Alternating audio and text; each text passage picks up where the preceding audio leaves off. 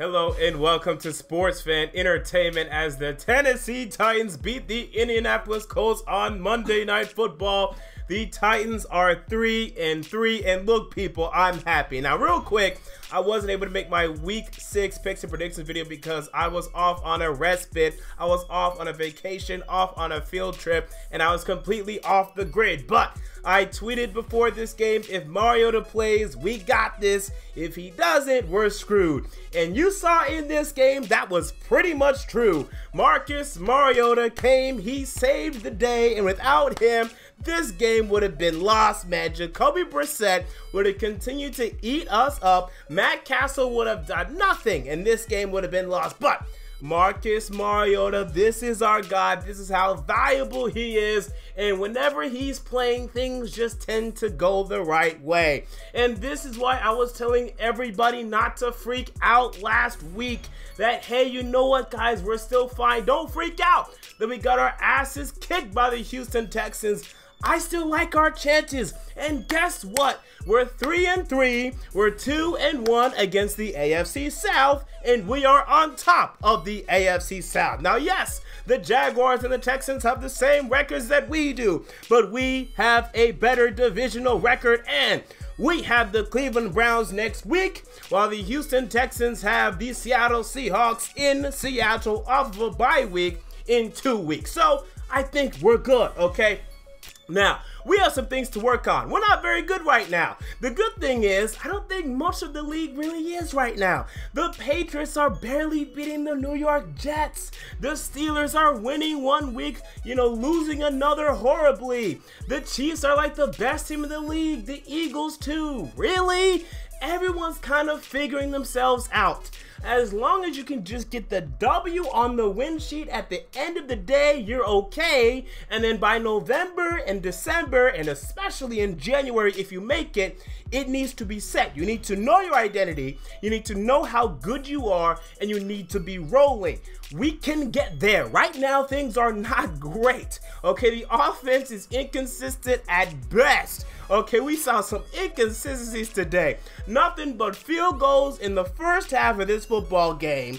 And then in the fourth quarter, explosions. As we have the huge Taywan Taylor 53-yard reception. And Mike Mularkey continues to not play Taywan Taylor. You heard John Gruden, who today, my goodness, isn't it a shame? Whenever we're on national television, we get to really find out that no one really has any idea about our football team. John Gruden was saying that Taywan Taylor is a gadget player. He either said gadget or gimmick. The only reason he's a gadget or gimmick player is because he's probably watched a couple of plays in which Taywan Taylor has been used as some sort of stupid running back because Mike Mularkey insists on using wide receivers and tight ends as running backs on half of the damn plays. Taywan Taylor is a complete wide receiver. He can run the entire wide receiver tree, and he ran a damn 9 route like a damn beast on this play. It wasn't a straight goal, but damn it, it was pretty damn close, and he came down with it. It was great. He beat Malik Hooker, who in his rookie year is looking like one of the better free safeties in the NFL. It was beautiful, and I want to see more of Taywan Taylor, goddammit. Okay, so that was nice. And then the Derrick Henry 73-yard rushing touchdown from heaven. It was great. It was glorious, and that got us the victory of 14 points when it probably should have been 7 points. Okay, so the final score looks really good. But again, our offense is so inconsistent. Just nothing but field goals in the first half. And look, our interior offensive line, it's not that good. And I was kind of trying to tell y'all during the offseason, like when Kevin Zeitler, right, the big free agent guard of the Cincinnati Bengals is on the table, on the market, I was saying, go after this guy. Because yes, I understand Quentin Spain and Josh Klein had okay years last year, maybe even pretty good years. There's still Quentin Spain and Josh Klein. You should not be afraid to upgrade these guys with some Pro Bowl guys, right? If you're trying to ascend from being a 9-7 team to a legitimate playoff contender, and hell, I would do a Super Bowl contender. Let's go for the Super Bowl. Why not? Let's do that by getting really good players in here. We can upgrade okay or even pretty good players with great players because in order to be a great team, you need great players. And we just don't have them. Okay, that's becoming more and more evident. We just don't have very good players. We have like 3, okay? We have Mariota, who honestly is not really good yet, but it's promising, okay? And he's good. We know he's good, just not really good. Taywan Taylor, who's great. I love Taywan Taylor. This guy's great. And of all the veterans on the, I think he's the best part on the entire football team. Honestly, I think he's just the best. Orakpo's good. Casey's good. Conklin's good. Murray's good. They're not great. They're not really good, right? So that's the problem that I'm seeing overall in terms of the football team. But anyway, what the hell was I talking about? Yeah, our offense is so inconsistent. We need to just come up with more simple play designs. I need to see some more crossing routes, some simple plays to just move the football at times. The run game is getting a bit better, but I don't even really want to say that. It looked really good in the fourth quarter, but you know, the Derrick Henry run at the end kind of pushes the whole rushing yards thing up. I don't think we ran the ball particularly well today, but we were consistent in running it, and we ran the ball and passed the ball about 50-50 in terms of percentages. So I was fine with the run pass split. But the offense, it needs some work right now. And the biggest thing, man, I'm just waiting on Corey Davis, man. Can we just get this guy healthy? I want to see Corey Davis running around out here. And not only healthy, we have to get him and Mariota some damn chemistry. So first, get him healthy. Get him out there running around for a couple weeks. He, Mariota, Eric Decker, Rashard Matthews. Get him, you know, doing some things out there. And Eric Decker today, welcome to the Tennessee Titans, as he finally did something. You know, really something. You know, he's had a couple of catches this year, but he finally really showed up today, and I love to see that. I really was impressed with what Eric Decker did today. No problems there with Eric Decker. Rashard Matthews, he's consistent, people. I'm telling you, this guy's good. He's consistent. Delaney Walker, some clown, tweeted me today saying, oh, Delaney Walker looks like he could be done. What are you, a fool? The guy's good. The problem is we keep using him as a damn running back. Mike Mularkey, stop using Delaney Walker as a damn running back. I don't know why you're using him like this. I know he's a Swiss Army knife, but Jesus Christ, stick to the damn playbook. You have him out there running stupid seam routes, running stupid post routes, running stupid ins, outs, all that crap. That's his move, not this running back junk that we keep insisting on playing with Derrick Henry. So we have some things to work on, but we got the Browns next week. Okay, if you want a good opportunity to get your offense to getting to the next level, how about next week? You know, that's a nice opportunity next week, so I'm looking for that. And again, this is another game where the second half our offense exploded. We saw this week 2 against the Jacksonville Jaguars. We saw this week 3 against the Seattle Seahawks. Our offense is just inconsistent. Have to have just inconsistency, and it's pissing me off. I would have loved to see what we could have done with Mariota last week against the Dolphins to get a better sample size, but we currently have 5 games. Overall, 3 of the 5 games have been good. The first game, a little disappointing. This game, overall, I'd say it was pretty good. And the Texans game, I think it was okay. I mean, I know we got our asses kicked in that game, but I think with Mariota playing the full game, we would have seen a better game out of that. I don't think we would have won the game, but I think we would have ended up putting in like 27 points or something like that. So anyway, offense needs work, but as long as we're looking good by November, December, and we're winning now, we're fine. You look at the next 2 games. Again, we face the Browns next week. Man, that's a damn W. I know Cleveland. It's in Cleveland. Come on, they stink. We gotta be Cleveland. And then the week after that, we host the Ravens. Ravens are all right. Ravens are all right, but it's in Nashville. Joe Flacco ain't great. We can win that. And then the week after that is hosting the Bengals. Now, all of those I look at and I say W, we're going to lose 1. Okay, I don't know why, but we're going to lose 1. So, okay, that'd be 5-4 in a couple weeks, and I think we'd be fine after that. I think we'd have to, again, you know, work on some things, but 5-4 after 9 weeks, I'd be fine with that. Probably not going to finish 11-5 like I had before the season, but 10-6 still being very much a possibility. And if you look at our schedules versus the Houston Texans and the Jaguars, I don't think they're going to win anything. I know Leonard Fournette's looking good, but with Blake Bortles, it's 8-8 at best, people. 9-7 at the very, very best. No 10-6 with Blake Bortles. If you look at the Houston Texans schedule, they face a lot of teams that we do, but we already beat Seattle. They have to travel to Seattle. We already beat the Colts. They haven't faced the Colts yet. We already beat the Jags. They lost to the Jags. We have a lot of schedule advantages against these Texans. And the teams that we host, they travel to. We host Baltimore. They travel to Baltimore. And things of that nature. So I think we have a schedule advantage there. We host the Rams. They travel to the Rams. That's another one. I think you have a schedule advantage against the Texans. So pull up the Texans schedule, pull up the Titans schedule. You're going to see what I'm seeing.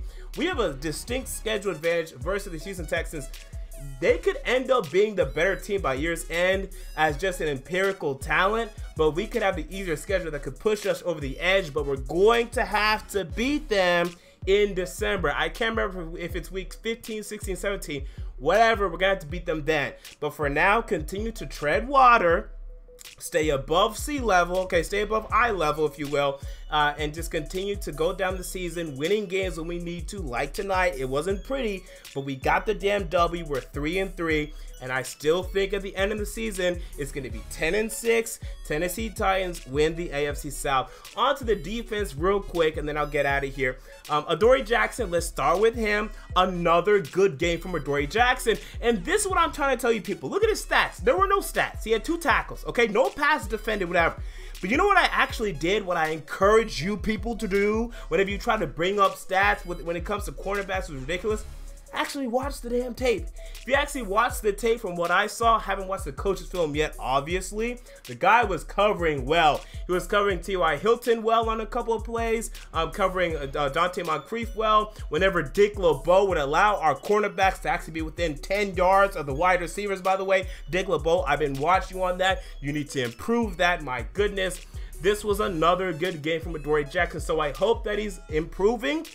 These are now 2 straight good games from Adoree Jackson. Okay, we still have 4 bad games, so it's still been more negative than positive, but the ratio, okay, is becoming better with Adoree Jackson. I'm looking out for that.